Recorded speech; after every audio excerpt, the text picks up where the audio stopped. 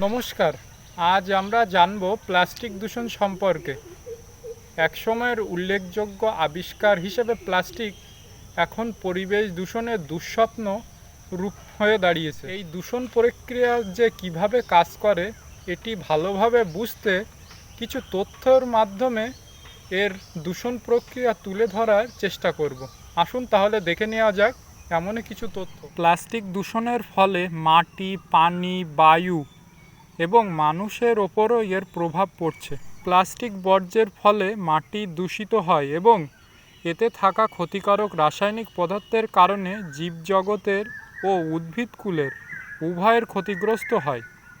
এছাড়া প্লাস্টিক দূষণের কারণে মাটির উর্বরতা ব্যাহত হয়, কৃষিকাজে উৎপাদনশীলতা বাধাগ্রস্ত হয় এবং বাস্তুতন্ত্রের সুস্থতা বিঘ্নিত হয়। ভূগর্ভস্থ পানির স্তর বাড়ানোর জন্য সাধারণত বৃষ্টির পানি সংগ্রহ করা হয়।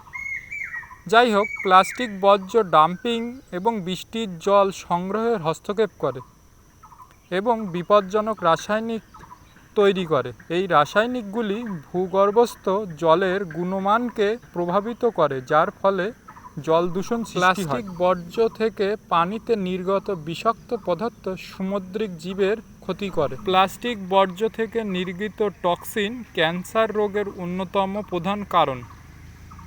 এছাড়া প্লাস্টিককে যদি পুড়িয়ে দেওয়া হয় তবে এর থেকে নির্গত গ্যাস বাতাসকে দূষণ করে। এভাবে প্লাস্টিক আমাদের সামগ্রিকভাবে মানবজীবন, প্রকৃতি এবং সামুদ্রিক প্রাণীর ওপর প্রভাব ফেলছে। প্লাস্টিক দূষণের ক্ষতিকারক প্রভাব বিবেচনা করে আসুন প্লাস্টিক এড়াই এবং একটি নিরাপদ বিকল্প সুইচ করার অঙ্গীকার করি।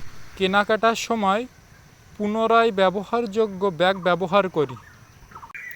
পুনরায় ব্যবহারযোগ্য কাপ, জলের বোতল ব্যবহার করি।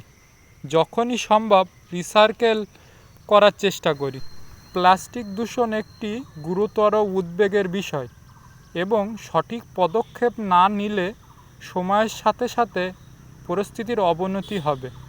তাই আসুন আমরা একটু দায়িত্বশীল হই এবং প্লাস্টিক দূষণ বন্ধ করি। আর এই প্লাস্টিক দূষণের মাত্রাকে যদি আমরা কমিয়ে না আনতে পারি তাহলে এটি পরবর্তীতে একটি ভয়াবহ রূপ নিতে পারে। এজন্য আসুন আমরা সকলে চেষ্টা করি যে প্লাস্টিক দূষণের মাত্রা যতটা সম্ভব কমিয়ে আনা যায়। ধন্যবাদ সবাইকে। পরের ভিডিওয়ে আমরা জানব যে মাইক্রোপ্লাস্টিক কী আর এটি কিভাবে মানবজাতি বা মানব দেহে ক্ষতিকারক প্রভাব সৃষ্টি করছে।